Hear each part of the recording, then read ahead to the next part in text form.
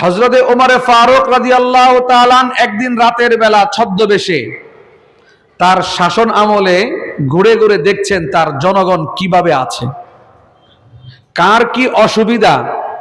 রাত্রে বেলা ওমর ফারুক রাদিয়াল্লাহু তাআলা ছদ্মবেশে ঘুরে ঘুরে দেখতেন।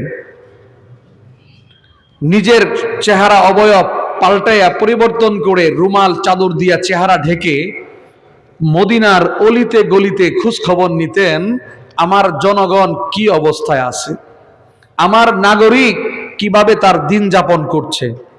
এইভাবে খোঁজ খবর নিতেন হযরতে ওমর ফারুক রাদিয়াল্লাহু তাআলা।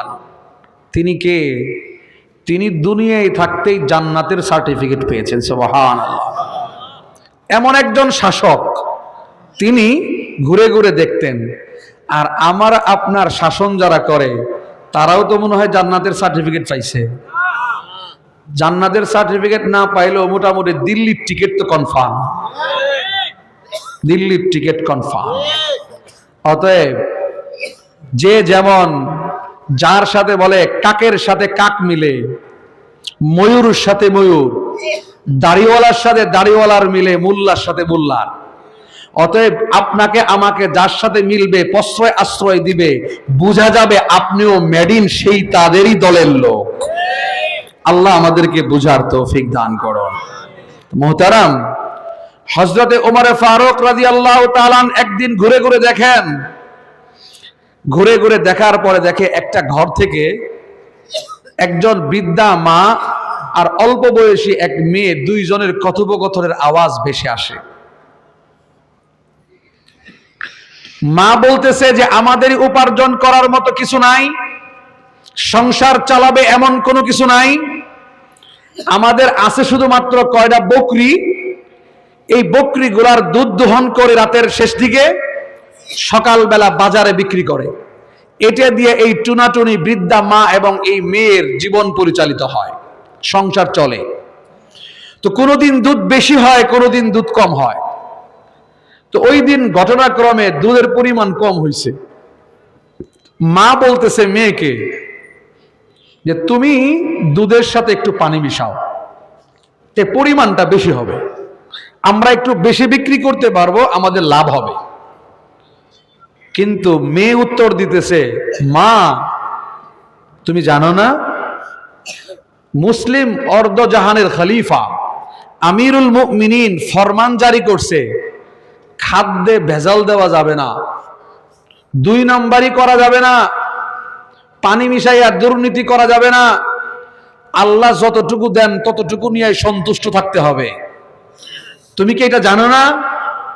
মা উত্তর দেয়, বেটি উমরে ফারুক তো মদিনায় ঘুমাই রয়েছে, উমর কি আমাকে দেখে? উমর তো আমাদেরকে দেখতেছে না। এই বেটি মেয়ে জবাব দেয়, মা উমর হয়তো ঘুমায় রয়েছে, কিন্তু উমরের আল্লাহ তো ঘুমায় না।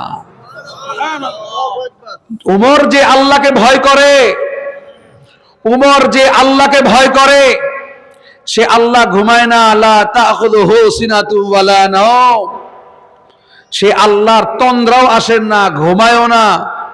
সে আল্লাহ এক বিশ্রামও গ্রহণ করে না। সে আল্লাহ তো আমাকে তোমাকে দেখতেছে মা, কেউ না দেখুক, দুনিয়ার কেউ জানে না, অন্ধকার রাত, খলিফাতুল মুসলিমুনও জানে না, কেউ জানে না, দরজাও বন্ধ, কিন্তু আমার আল্লাহ তো দেখতেছে। অতএব আল্লাহর ভয় যার অন্তরে আছে সে কোনোদিন দুর্নীতি অন্যায় করতে পারে না। এই জায়গায় হযরতে ওমর ফারুক রাদিয়াল্লাহু তাআলা এই মেয়ের জ্ঞান গর্বমূলক তাকওয়াওয়ালা কথা শুইনা খুব পছন্দ হয়েছে। তার খাদিম সাথে ছিল, উমরের খাদেম আসলামকে দাঁড় করায় রাখছে। আসলাম, তুমি এই গড়ে দাঁড়ায় থাকবা। এই ঘরে কে? এরা কারা? আগামীকাল আমি যখন মসনদে বসবো, খেলাফতে বসবো, এই দুইজনকে আমার কাছে নিয়ে আসবা। তো এই দুইজনকে সকালবেলা নিয়ে আসছে। এরা তো ভয়ে আতঙ্ক, মনে হয় না জানি কি অপরাধ করছি, ওমর তো আজকে ধরে মনে হয় শাসন করবে। নিয়ে যাওয়ার পরে বলতেছে, বৃদ্ধা মা আপনার কাছে আমার একটা প্রস্তাব।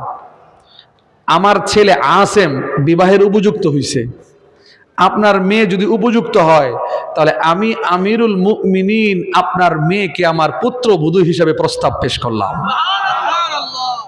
উমর রাদিয়াল্লাহু তাআলা আনহু যখন প্রস্তাব দিলেন, মহিলা তো ভেবাচাকা খেয়ে গেছে, হতবম্ব, কি হলো এটা?